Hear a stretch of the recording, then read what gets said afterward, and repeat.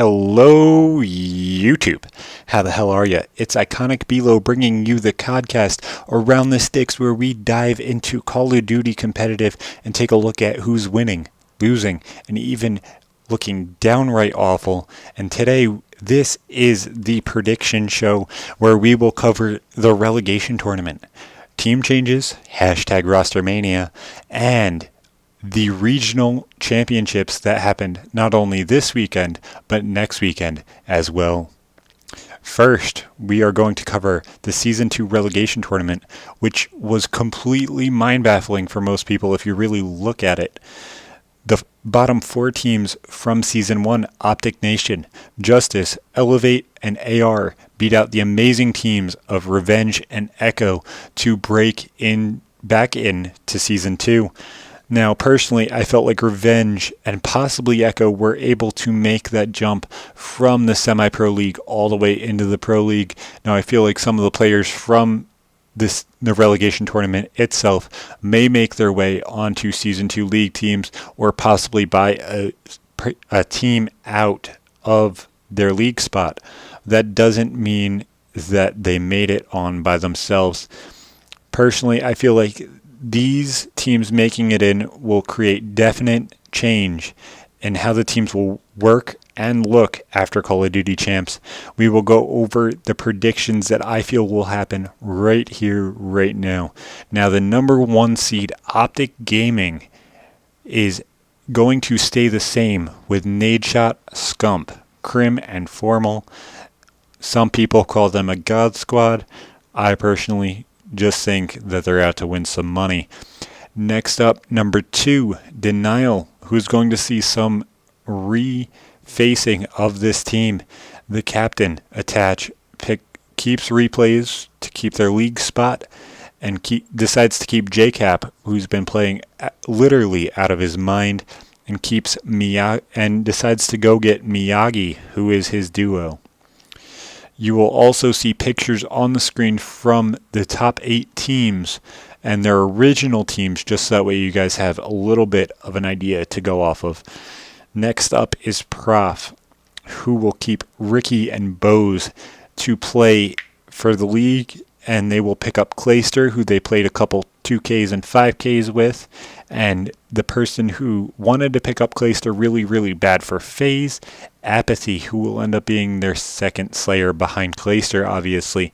Next up is the 4th seeded FaZe, who will keep Slasher and Parasite for their Season 2 league spot, and pick up an objective player in Censor, and pick up the nasty AR support player in Nameless. Now, the reason I feel like they pick up Nameless is he's already played with Parasite and Censor before, and it would be a really, really nice place to put him. The only other player I could see really going here is probably Proofy, but I feel like he fits in better down the list. Next up is Aware, who will stick with TJ, Hallie, Huke, and Happy, and pick up the Roaming Slayer of Anticity. The reason I feel like they pick up Anticity instead of keeping Accuracy is they need a support Slayer. They don't need a support objective player because they already have a pretty good objective player in TJ Hallie. That really would change the dynamic of this team and probably put Aware in the top 2 or 3 teams. Obviously, it's really hard to predict what is going to happen, but I feel like that could be exactly what happens, and that could put Anticity into that upper echelon of maybe top 15, top 10 players. Next up is TK, where the team of Sharp, Theory, Goonjar, and Looney will be. Now, I feel like this team obviously will stay the same, but if you asked me 2 or 3 weeks ago, I felt like Theory was the person who was shitting the bed on TK and probably should have been gotten rid of. The reason I felt that is he wasn't holding up his own at all, and now I feel like he definitely is probably one of the better players on his team, actually. Truthfully, if I was going to drop somebody, I would move Goonjar. He's one of the more inconsistent players, but I don't see him moving anywhere else. He really kind of seems to like the team of TK. Next up is Envy. Now, this team could really shake up even more than what I say, but this is what I feel is most likely, and that team will end up being Merc and Saints to keep the league spot. Now, the last two players could change out quite a bit. It could be Zuma and Aches. It could be what I actually predict of Zuma and Proofy, or it could be Aches and Proofy. It could change up quite a bit from there, just because of Zuma may leave to go back to Denial and feel like he left Robbie in a really bad position. But I feel like Merc, Saints, Zuma, and Proofy will definitely be the team that sticks. The only person that could be, all of them really kind of could be switched out, but Proofy or Aches are going to be the last person on that team, and that is what I feel is going to stick there. Now, next up is Rise, who I feel spot could be bought out for FaZe Black. If that happens, all of these predictions are wrong and definitely could be changed up quite a bit. But this team right now, how I feel is going to happen is Pac-Man, Diabolic, Perplexed, and Vexed. Next up is AR with Burns, Wheats, and the pickup of Dito and Fizzerp. The reason I feel like they pick up Dito is it's not only my opinion, it's quite a few of you guys on Reddit as well. If they get rid of Anticity, they're going to need that Slayer. Dito, by far, is probably the best SMG AR combo Slayer that is not on a Season 2 team. And Fizzerp, that is going to vastly improve their S&D play, and with players like Dito and Burns, it would be a really, really nice team to see. Next up is Elevate, or the Most Wanted squad, and that is Spacely, Classic, Huddle, and Slacked, or the old Most Wanted squad.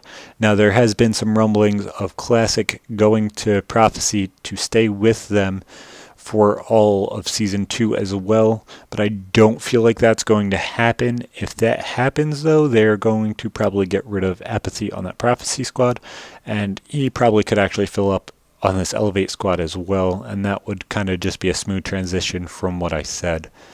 Optic Nation. Now, by far, I feel like this is probably going to be a top 4 team as well, and that will end up being TP, Karma, Miracles, and Enable.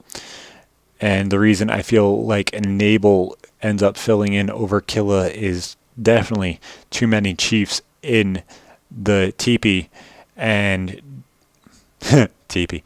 And Enable wanted to leave Justice for Optic Nation as well, but Big Snacks decided to be a dick and trade him off to FaZe instead of Optic Nation, just because he wasn't getting exactly what he wanted back for Enable. And the last team, which I personally was surprised about getting in, is Methods, Felony, TCM, and I feel like they pick up the SMG and the support Slayer Neslo. Now, I feel like the top 4 teams for all of Season 2 will end up like this. Optic Gaming as number 1. Number 2, I feel, will go to Prophecy. Number 3 will go to Optic Nation. And number 4 will go to TK.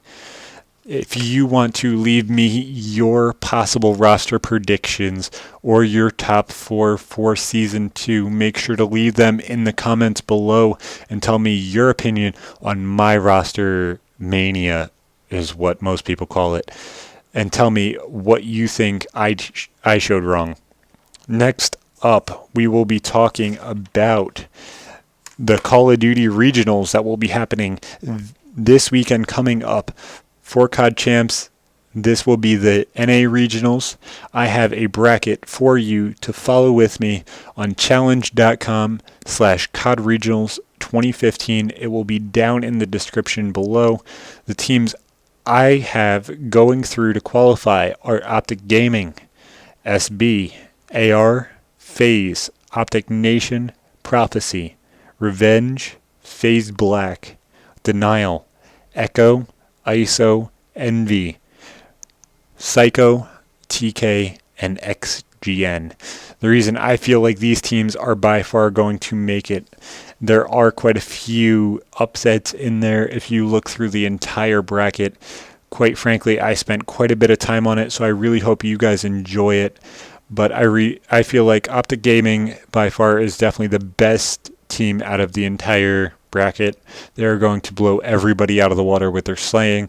Next up, SB. The reason I feel SB is going to qualify is not only are they a good team, they don't play like anybody else. They run streaks. They run different guns.